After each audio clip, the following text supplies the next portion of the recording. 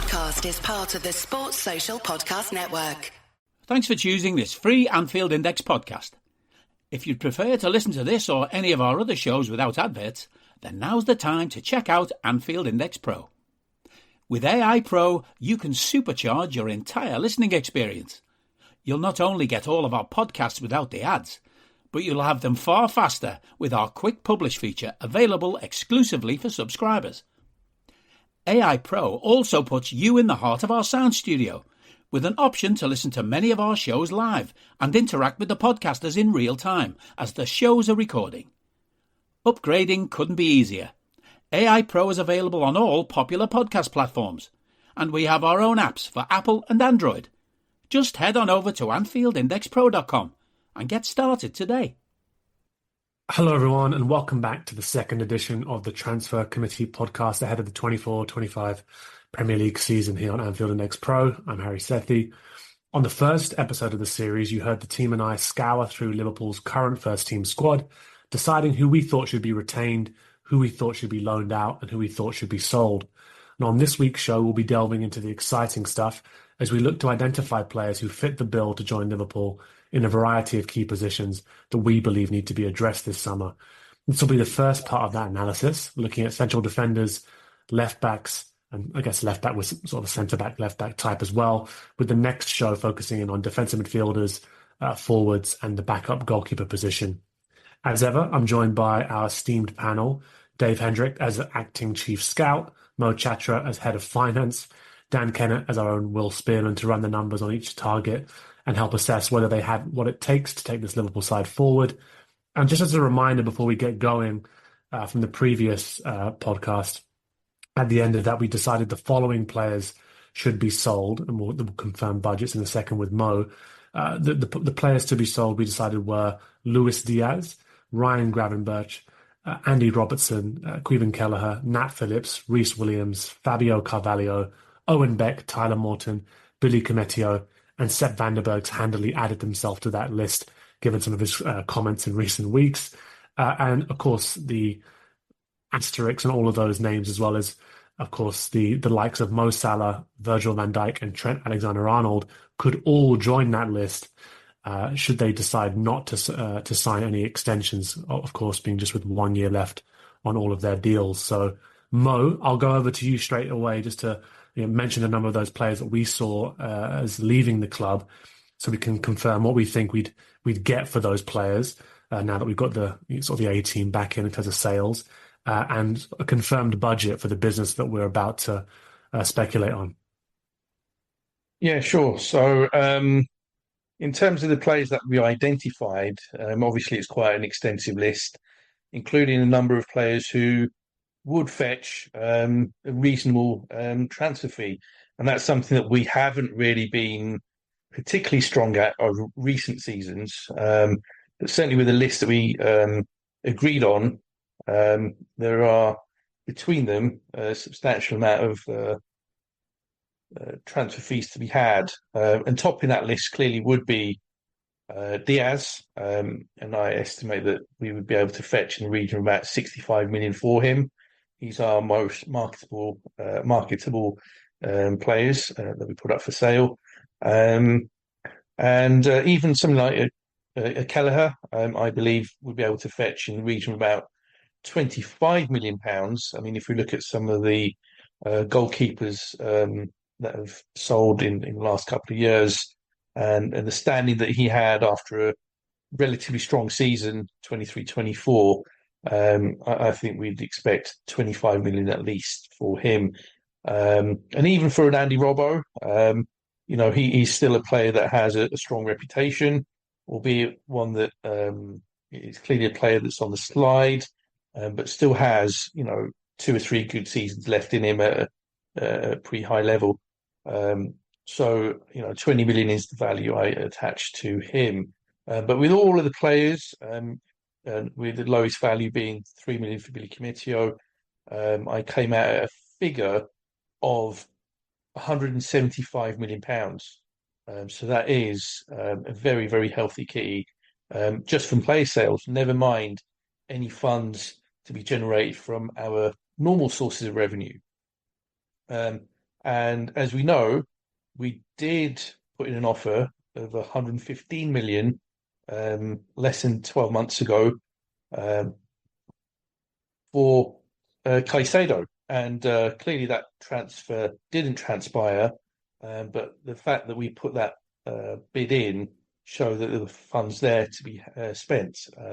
So though I'm not suggesting that on top of the 175 we perhaps have another 100 million or so to spend, I at a very conservative estimate add on top of that 75 million and potentially more to be had on top of that.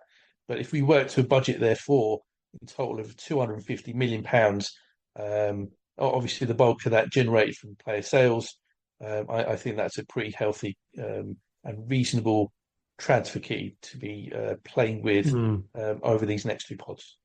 Absolutely, I think, yeah. Nice and healthy now that we've obviously all moved on from the dream of Mbappe, of following his announcement, of course, in in the week.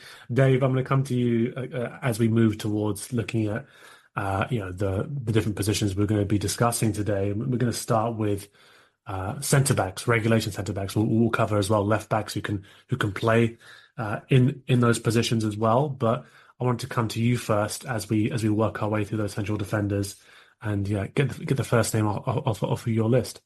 So what I heard from you there is that we're going to soon start running the Mbappe 2029 prop. It's never over. No, yeah, no. He'll only be 30 at that point. Still have some good years left in him. Right, centre backs. So I have a list of 5. Now, unfortunately, the first name on the list is Giorgio Scalvini of Atalanta, 20-year-old, 6'4", quick, versatile, really, really strong defensive player who's also good on the ball. But unfortunately, he tore his ACL on the weekend, so he's going to be out for a significant period of time. Now, that doesn't necessarily rule out the possibility that we could look to move for him because, he's going to recover, but it most likely does take him out of contention. We can discuss him if we want, but he was first on the list. Not that these are in order, it was just as they came to mind. Dave, can I just say that one of the things I had prepped, I didn't even know about the ACL, was injury record for every player. And my little note next to Scalvini says, bad. Record. He'd had a couple of injuries. He's had 10 injuries in the last 2 seasons. Yeah, it's not ideal. Yeah, it's not ideal. It was always a risk. Yeah, it was. That's the thing. It was always a risk, but you'd kind of be hoping that a lot of them were sort of growth related, and then he might grow out of them. But an ACL is a fairly horrific thing for a 20-year-old to suffer. Next up, then, is Lenny Yoro, 6'3" centre back from Lille. He has, despite only being 18 years of age, he's already got 60 senior appearances under his belt for Lille's first team. Very, very comfortable on the ball, very strong defensively. To me, he's the one I've had my eye on for about 18 months now, as like when Virgil passes beyond the point of being an elite level centre-back, this is who I'd like to have replace him. I think he's got all the tools to be potentially the best on the planet. Very, very unique player. Next up is somebody that we've mentioned before, but we had traditionally ruled him out on the basis of height because he only stands 6 foot. And under Jurgen, there was an insistence on centre-backs being 6'3" and above. But this guy is one of the best centre-backs in the Premier League. I think he's hugely underrated by a lot of people, but not within the game, is Mark Guehi of Crystal Palace. He's 23. For my money, he is the best English centre-back currently playing in the Premier League. He's got plenty of experience already with 111 games for Palace. Before that, 59 games for Swansea. So he's had 4.5 full seasons of games. Now, he did suffer an injury this past season, but that was really the first notable absence that he'd had. He's been captain of Palace now for over a year, which is a very promising thing in a young player to show that type of leadership. I think if we're willing to overlook the fact that he is only a flat 6 foot, would represent quite a clever buy for us. Also, obviously a homegrown player. Next up is Trevoh Chalobah. Now, when we talked about this, we were basically saying, a fifth centre-back. Yoro and Guehi, I think, would be third centre-backs, potentially even starters in Guehi's case, next to Virgil. Chalobah would be more of a fourth or fifth centre-back type. But he does bring some extra versatility in that he can also do a job in holding midfield. And when he had good loans at Ipswich and at Huddersfield and at Lorient, it was primarily as a holding midfielder he was playing. He's now had parts of 3 seasons with Chelsea. He's played, I believe, in and around 200 senior games. He's only 24. There's plenty of room there for potential. Don't think he cost a fortune. Chelsea are fairly desperate for money, and he's one that they could sell as pure profit. So maybe you could go in and lowball them. But he's a player that I like. And then the last one then is Christian Mosquera, the young Spanish central defender for Valencia. He has basically just established himself in this past season after being a squad player for the 2 years before.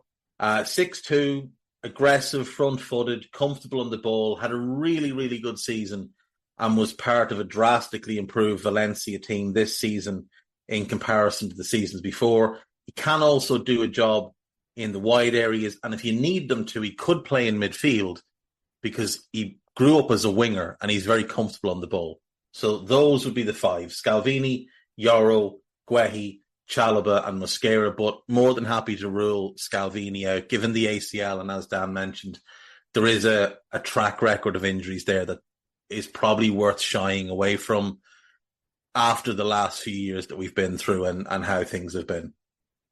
If I was to push you on your top choice out of that list, Dave, I mean, obviously we mentioned that these centre backs might be coming in to fulfill different roles, but your top choice, it sounds like it's Lenny Yoro. Should he be available? If I was to rank them, I would go Yoro, then Guehi, then Mosquera, and then Chalobah, taking Scalvini out of the picture. So I would go Yoro 1, Guehi 2.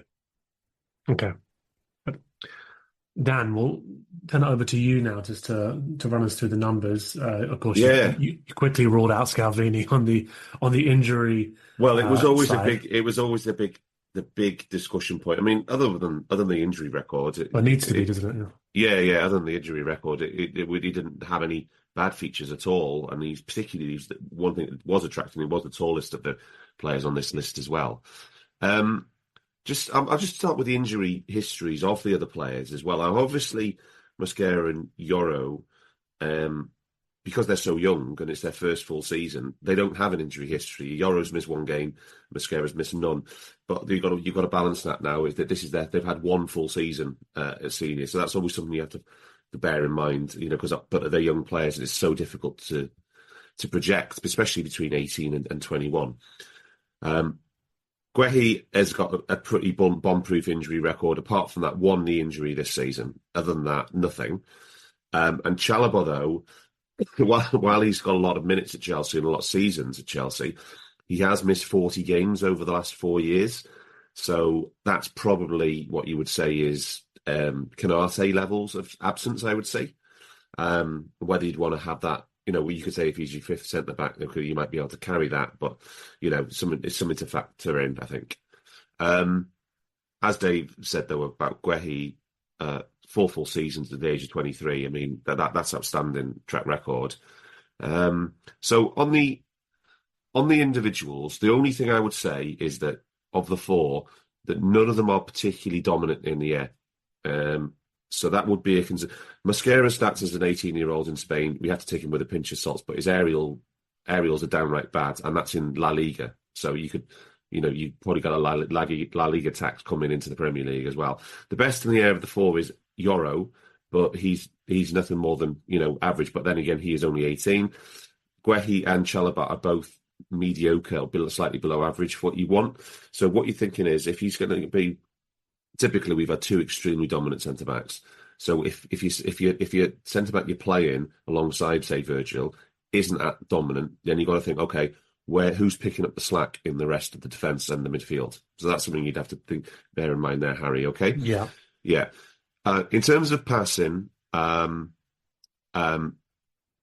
Scalvini was really excellent on the passing numbers, really good. The strongest of the four is looks to profiles as Yoro, particularly good. He looks like he the key thing is, Dave, with big, I haven't really been able to figure out from the data we get anyway, is team style, because it's so important with centre backs. And obviously you can say Scalvini plays in a pressing system, so he'd be absolutely fine. You'd have no doubts about signing him, right?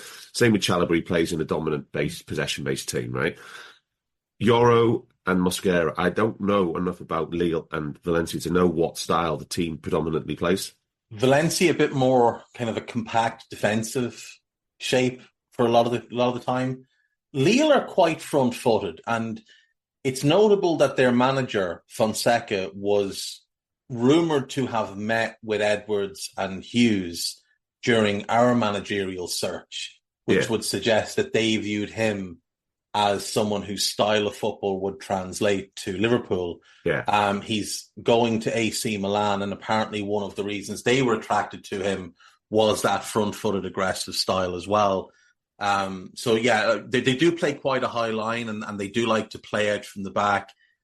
They're quite aggressive in terms of how they launch their fullbacks as well, which is one of the things that I really like about Yoro is he's already well experienced at defending large amounts of space behind a right back who doesn't always enjoy the defensive side of the game. Yeah. Okay, well, that's good then. If he's playing in a relatively progressive team at 18 with good passing numbers, that's a good sign. Guehi is... I don't need a VPN. I've got nothing to hide. This is what I used to tell myself before I hooked up with LibertyShield.com.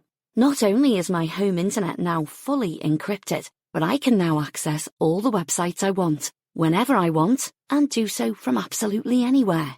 As a Liverpool fan, I love to know I can now watch every match, regardless of whether it's on UK TV or not.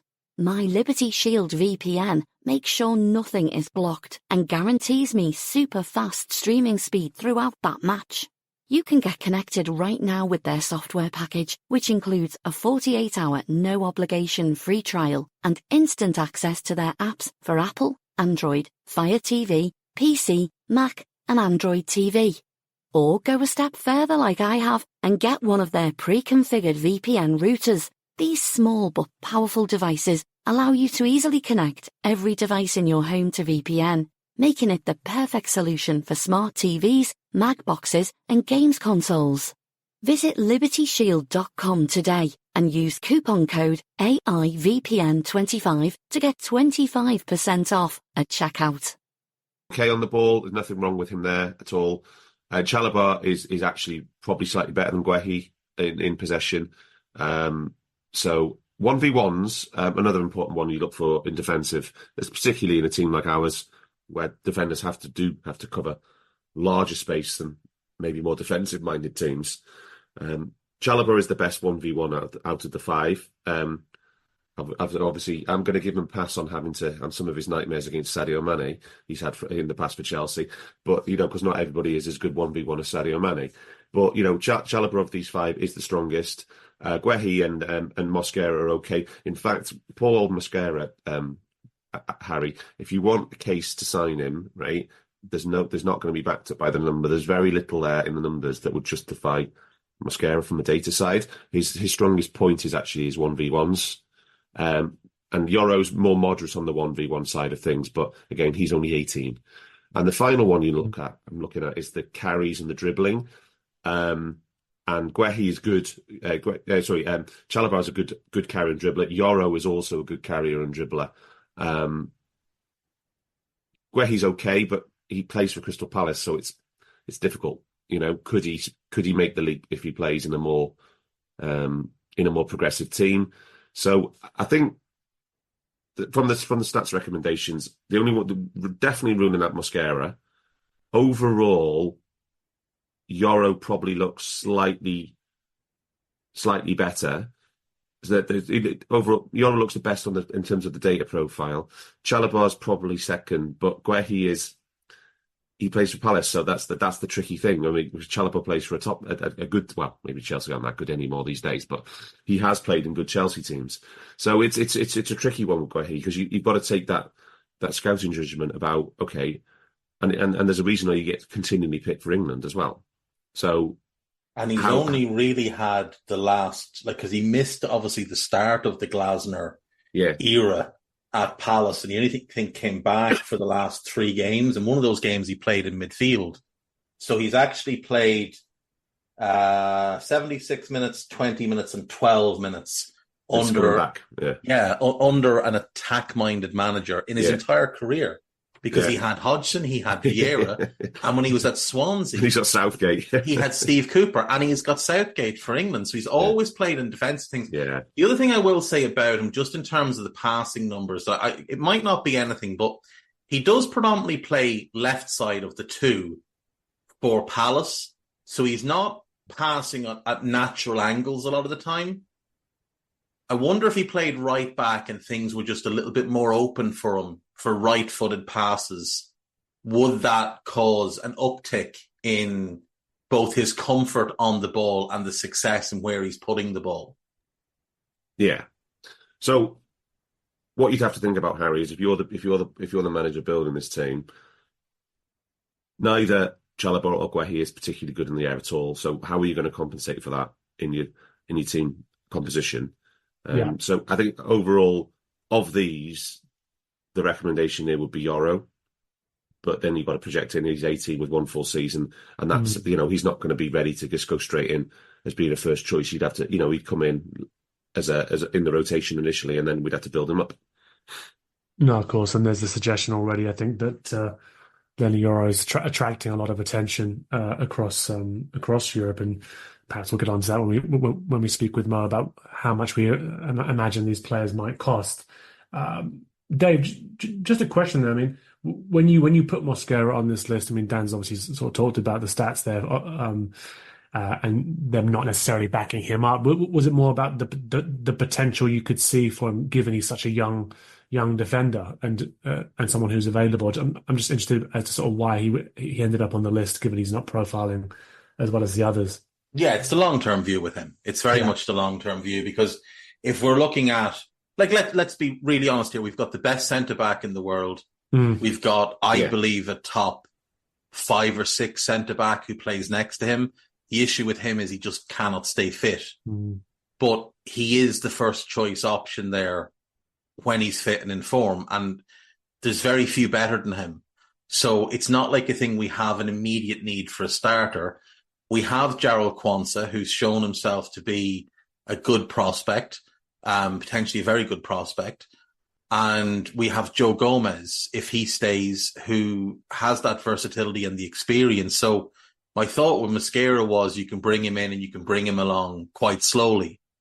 You're not asking him to even be the third centre back. If Quansah is out, you have 2 other options. If Kanate is out, you've got 2 other options ahead of Mosquera in the immediate short term. You could maybe look at him as somebody that doesn't contribute a whole lot in year 1. You bring him in, you develop him, you work on the areas of need. And then by year 2, maybe Gomez has left and he's more ready to step into the breach there. Likewise with Chalobah, it was more about a squad player and a homegrown squad player who's got versatility and can do a job in multiple different roles. And if Arne Slot ever decided he wanted to flick to a back 3 in game, Chalobah has a lot of experience in that. Likewise with Guehi.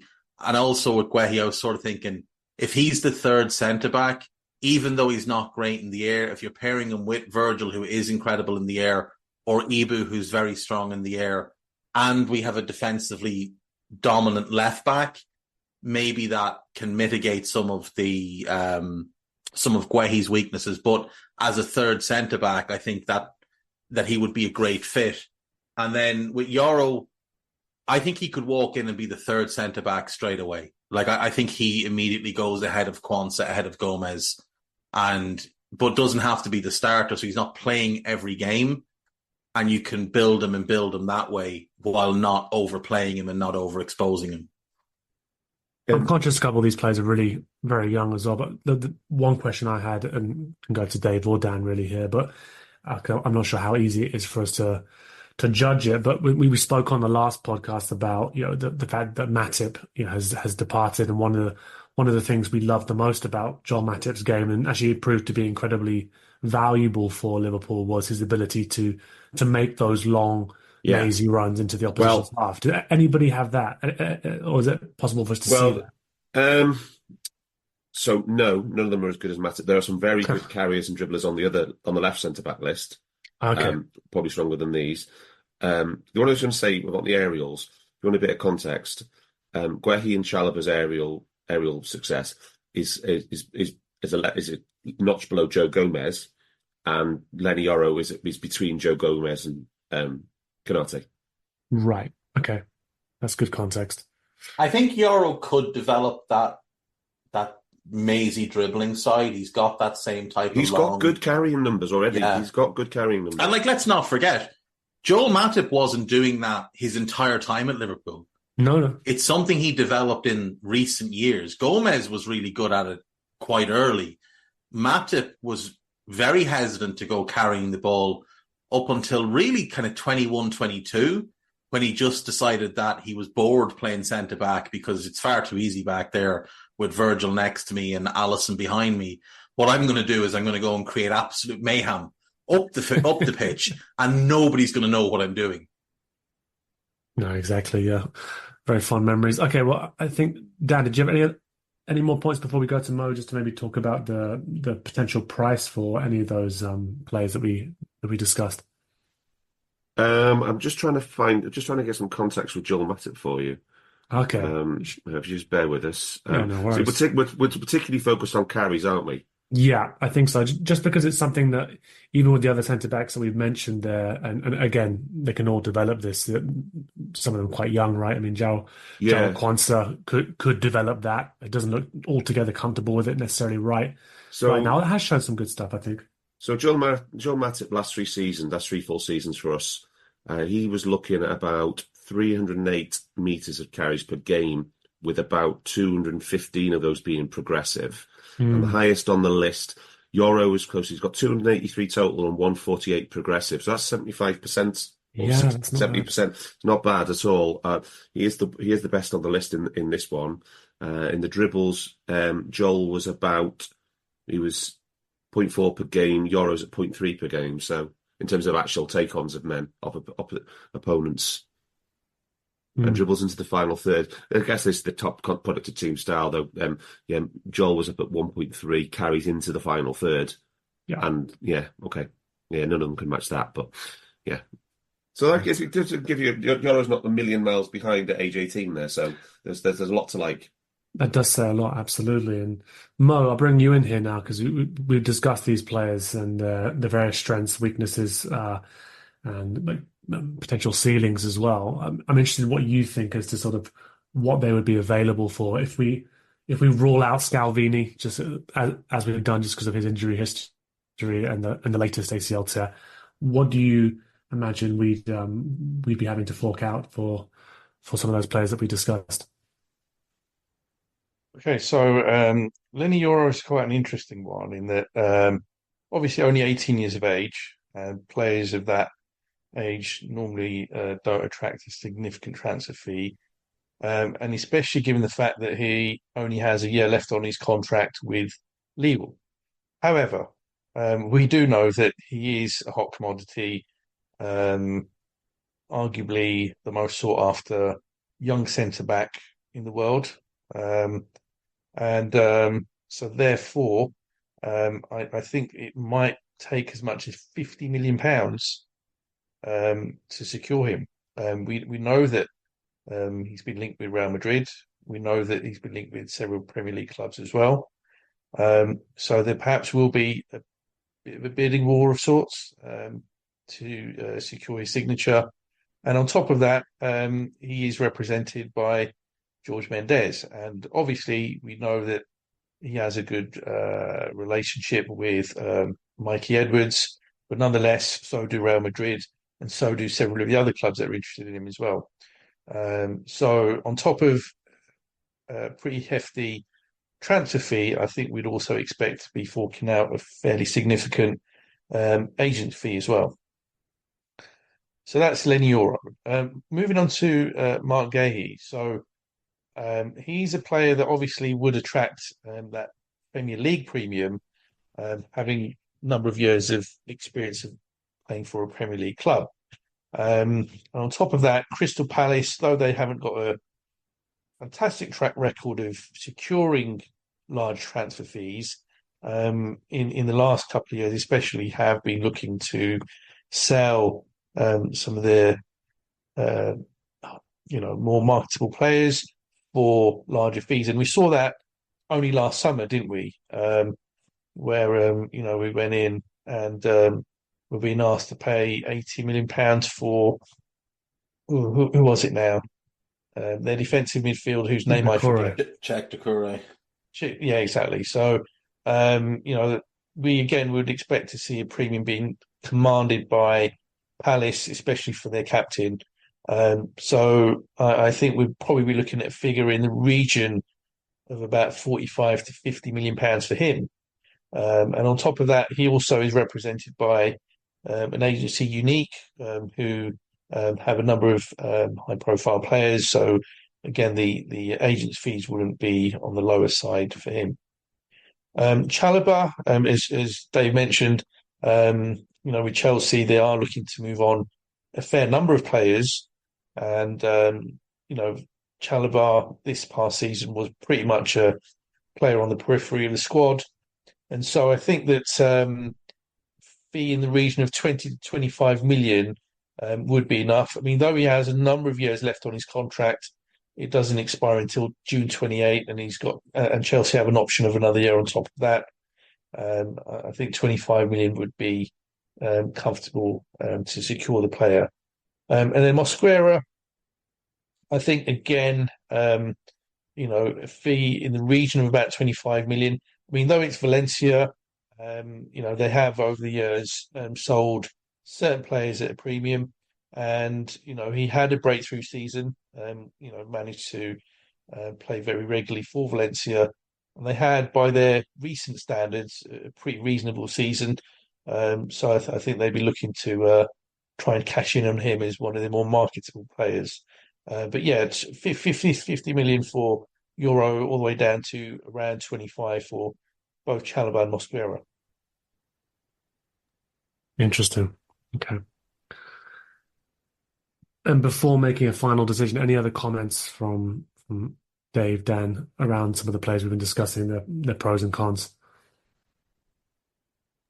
I think that you've got two very young players that are projects. Euro's like less of a project. There's more certainty with him because it's a greater body of work. The other two, the kind of homegrown ones, there are significant flaws is the wrong word, but significant differences from what we'd normally target at centre-back, if that's the right way to put it, in terms of height or aerial ability. They don't have that. Chalobah's tall, but he's poor in the air. Guehi is short for a centre-back and not good in the air. But again, a lot of that also could come down to the type of team he's playing in. There is and he's many taller other than ways. Cannavaro. To be fair, he's taller than Fabio Cannavaro. Yeah, who was 5'9" and was the Ballon d'Or winner. So, there are other ways to mitigate a lack of aerial dominance by being clever, by using your body, by, just positional sealing things off, a little nudge here and there, as long as the ref doesn't see it. And, and Guehi is, Guehi's been playing in the Premier League now for a while. I would struggle to think of many goals where a cross has come in and someone has risen above Mark Guehi to score. He uses his body really well. Even if he doesn't jump himself, he seals off really well and makes it so that people aren't jumping over him to score goals. There isn't a long video of people scoring aerial goals against him. So I think he can mitigate it if he's the one. But as I said earlier, Yoro would be the one for me, because I just think the upside there is sensational. And I will say, Real were meant to have the inside track on him Then all the Real patch journalists said, oh no, Real aren't actually going to move for him this summer. They've got other things they want to do after Mbappe. And then a report came out that from, I want to say it was Santi, whatever his name is on social media, who's a bit spoofy, that Real had asked Euro to wait for them and that they would try and lowball Lille basically in August. So if that's what they're doing, there's a chance to jump in ahead of them. And PSG, I do kind of feel like if they were going to get a deal done, it probably will be done already, because they've had multiple public kind of flirtings with him, and maybe Mendes doesn't want to send him there, or maybe he just doesn't want to go there. Like not every French kid dreams of playing for PSG. Hey guys, it's Eddie Gibbs from Anfield Index here. I hope you're enjoying this podcast, and I'm sorry to call time on the show before it ends. In the current climate, it's tougher than ever before to offer podcasts for free. At Anfield Index, we produce over 75 free shows every month, which I'm confident is unparalleled in the LFC sphere. Whilst we'd love to offer everything for free, the production costs now make this impossible. That said, we don't want to follow the model of other channels and lock all of our content behind a paywall. So what we've decided to do is to continue offering every show for free, but cut that offering to 30 minutes on our longer shows. So to get all of our shows in full and enjoy the best of everything we have to offer, we really hope you'll consider supporting the channel and signing up at AnfieldIndexPro.com. For about the price of 1 cup of coffee, you'll get every podcast in full with 0 ads. You'll also get access to our LFC VIP community, where you can enjoy live podcasts, engage with our podcasters, and chat with other Reds in real time. So that website again, AnfieldIndexPro.com. Join today. Sports Social Podcast Network.